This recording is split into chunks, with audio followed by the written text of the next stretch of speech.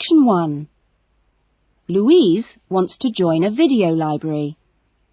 You will hear a conversation between Louise and the owner of the video library.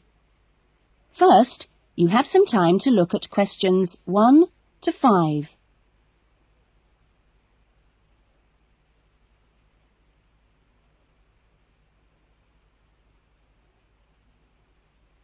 You will see that there is an example that has been done for you. On this occasion only, the conversation relating to this will be played first. Oh, hello. I'd like to join the video library. OK, would you like to fill in the application form now? Yes, I can do it now. Hold on and I'll get a form. Now, I'll just ask you a few questions and then I'll get you to sign at the bottom. Right. What's your full name?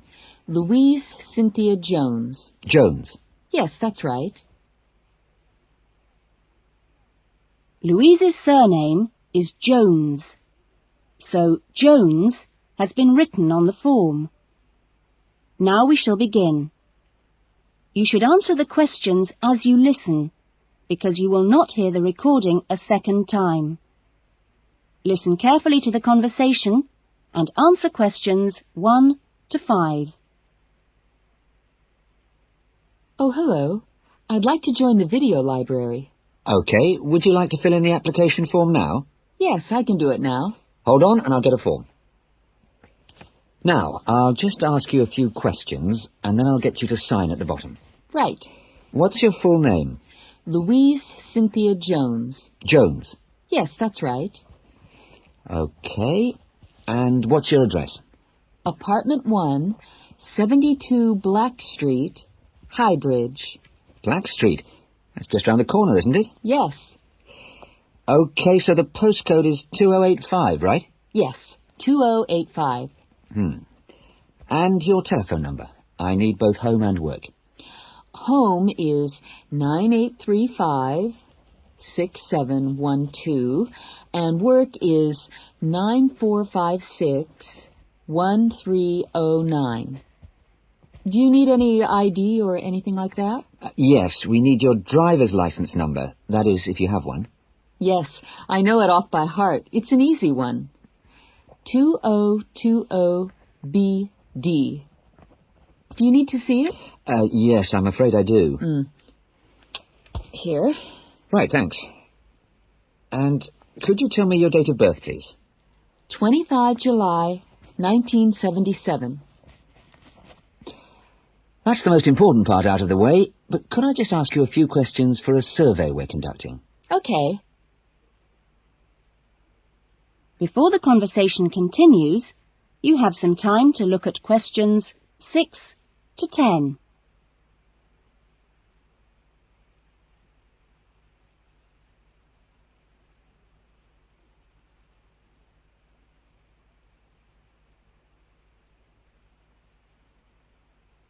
Now listen carefully and answer questions 6 to 10. What kind of videos do you prefer to watch? Have a look at this list. Well, I love anything that makes me laugh. I just love to hear jokes and funny punchlines. I'm not very keen on westerns, although my father likes them. But I'm a real softie, so anything with a bit of a love story is good for me. It doesn't matter how old. Not musicals, though. They're too much. Anything else? I'm completely taken by documentaries of the great outdoors. You know the sort. Animals, plants, and faraway places. I saw a wonderful one on dolphins last week. It was amazing. Now, I think that's all from me, except I need you to sign here on the line. Here's a pen. Oh, and I nearly forgot the membership fee. $25 refundable if you leave the library for any reason. There you are. And do I sign here? Yes, that's it. You can borrow videos now if you like, but your card won't be ready until next week. You can come and pick it up when you bring your first videos back. That is, if you want to take some now. Yes, I'd like to. I'll have a look around. Fine. That is the end of section 1. You will now have half a minute to check your answers.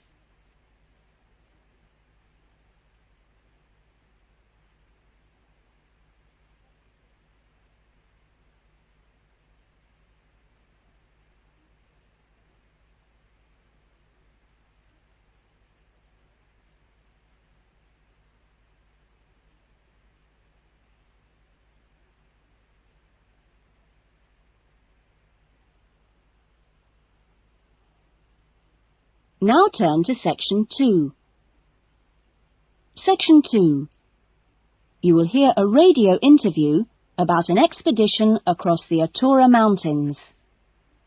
First, you have some time to look at questions 11 to 15.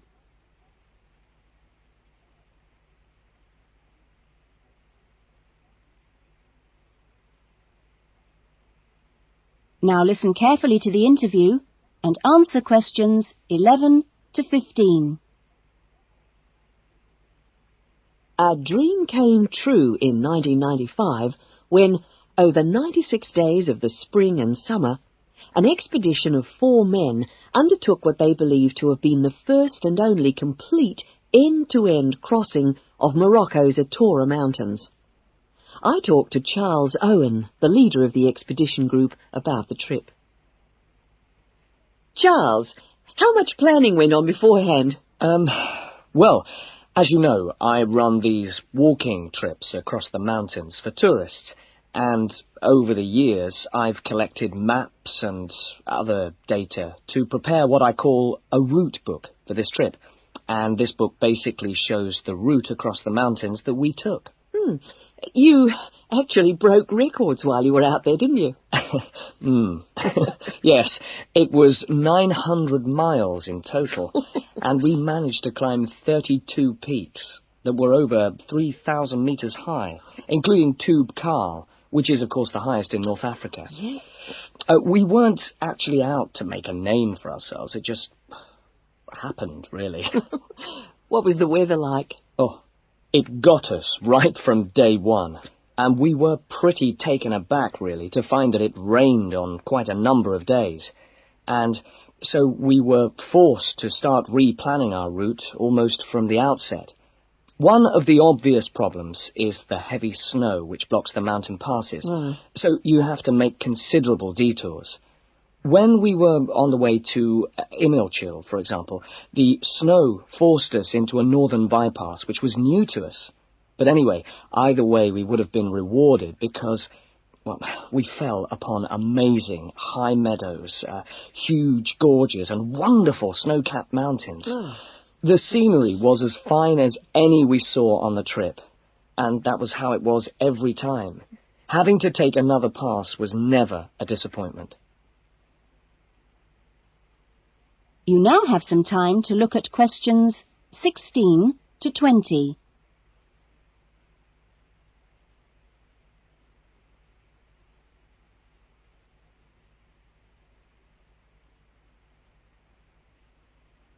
Now listen to the rest of the interview and answer questions 16 to 20. It was in many ways a social trip, wasn't it? Yes. We'd arranged to meet up with friends at various points on the journey. I mean, this was actually one of the purposes of the trip. And we managed to keep all these dates, which, well, it's amazing, really, considering the detours we made. An old friend acted as a sort of transport organizer for everyone, and the Hotel Ali in Marrakesh was a good social base. I'd really recommend it, although I can't remember who runs it. Anyway, groups of friends actually joined us for 3-week stints, and others just linked up with us. Some, whom we hadn't met before the trip at all, tagged on for short bursts, people from the area who just came along for the ride. But outside the major visitor areas like Tube Karl, we only met one other group of travellers like ourselves in the whole 96 days. Were there any bad moments? Well, we took 2, I must say, long-suffering donkeys with us to help transport water and tents and things. I suppose if we were to do it all again, we'd probably hire donkeys along the way.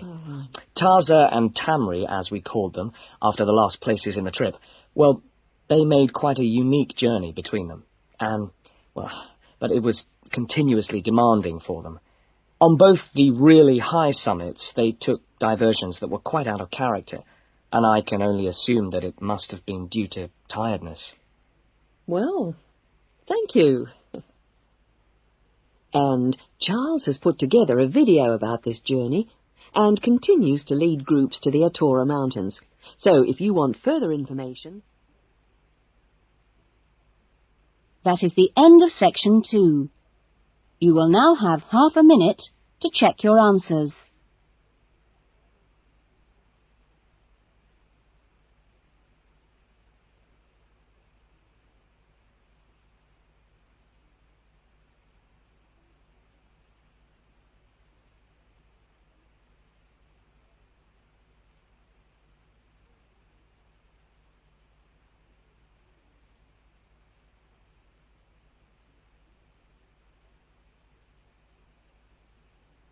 Now turn to section 3.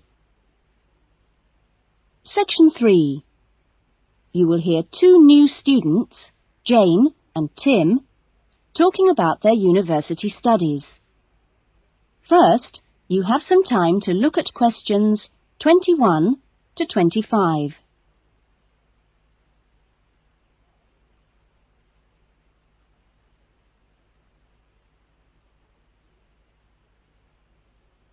Now listen carefully to the discussion and answer questions 21 to 25.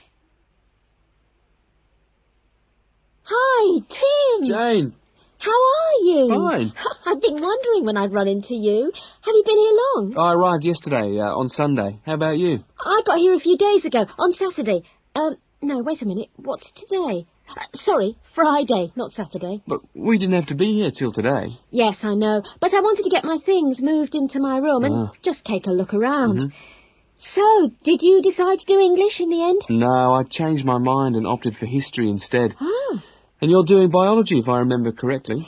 Yes, although to start with, I couldn't decide between that and geography. How much reading have you got?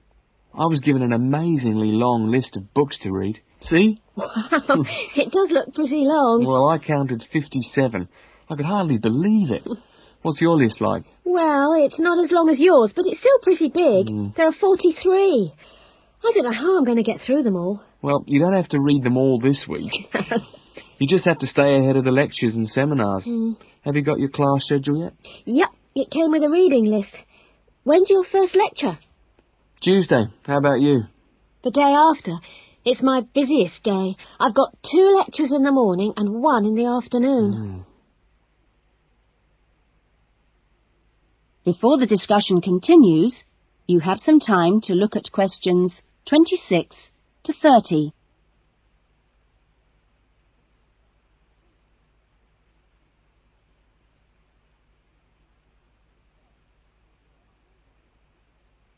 Now listen carefully and answer questions 26 to 30.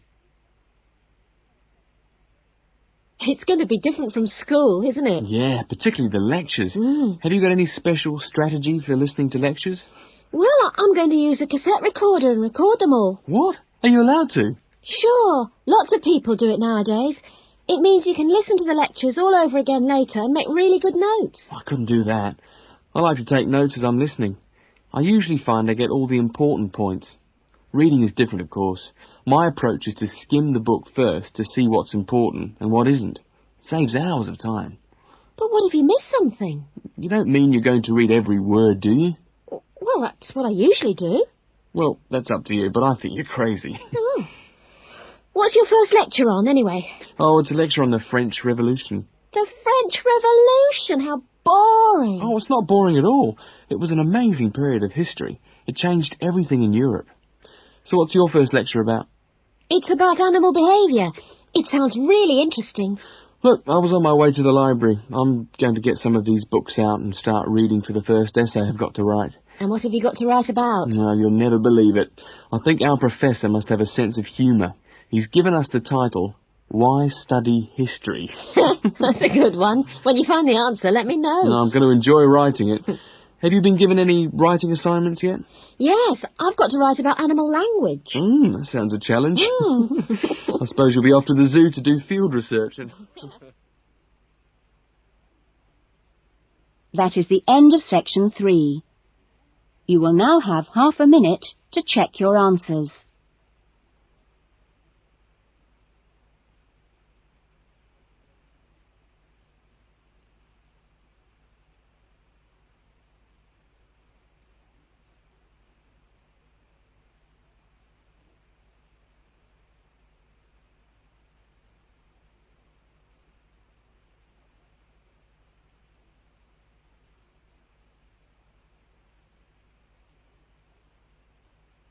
Now turn to Section 4. Section 4. You will hear a lecture being given to school leavers on the jobs people can get in sport and the training programs available to prepare for those jobs. First, you have some time to look at questions 31 to 40.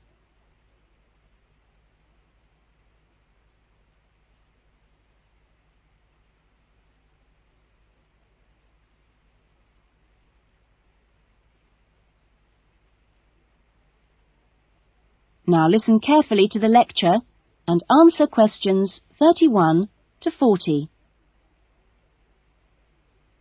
Welcome to Further Education Information Week. This is the Physical Education Faculty session, and I'm the head of the faculty. During the course of this morning, we hope to give you a clear idea of what we offer in our training programs, and we will look at the types of courses and the entry requirements, if any, for those courses. Some of these courses are open to school leavers, but for some, you need previous qualifications or relevant successful employment. So, firstly, the Physical Fitness Instructors course is offered as a 6-month certificate course, which includes an important component of personal fitness, but there are no specific entry requirements. For sports administrators, we provide a 4-month certificate course, but you should be aware that this is designed for those who are in employment. This employment must be current and related to sports administration. For the sports psychologist course, we offer a 1-year diploma course, but this diploma course is available only to those who already hold a degree in psychology. So you need to make sure you have that before you apply to do this course. Now, for physical education teachers, we offer a 4-year degree in education. This degree course is designed for preparing students to teach in primary and secondary schools and needs no prior qualifications, as it is entered directly by school leavers. And lastly, for the Recreation Officers course, we offer a 6-month certificate. Entry to this course normally includes applicants of a wide range of ages and experiences, but we do not insist on any prerequisites for this course. Remember that this is a vocational training institute. We train you so that you can take up a particular kind of job. So it is important that you know the main roles of the jobs, what the work is like, and what kind of qualities you need to succeed at them. A physical fitness instructor works in health and fitness centres, preparing individual programs for ordinary members of the public. Physical fitness instructors prepare routines of exercises to suit the individual client's age and level of fitness. Sports administrators run clubs and sporting associations. Their duties include such things as booking playing fields with local councils and organising the schedule of games or events for the club. So they need good organisational skills.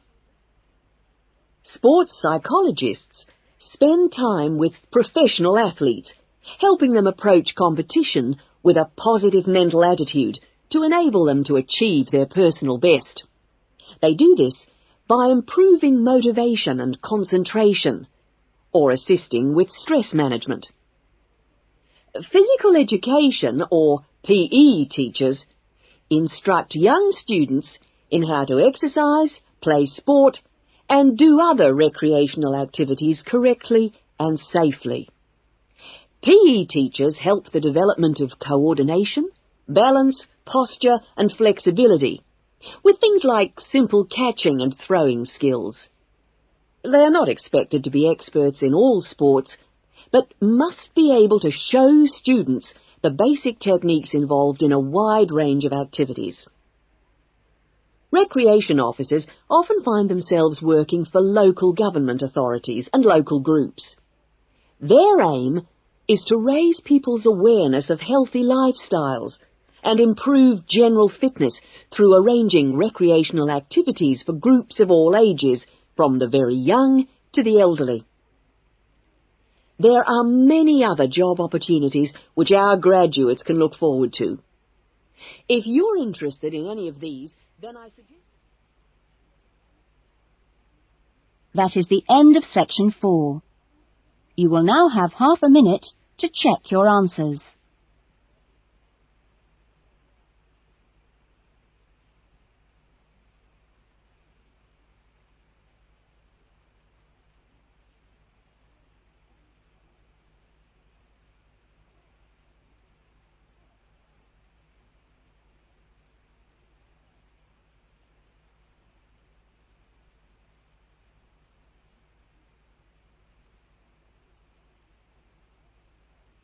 That is the end of the listening test.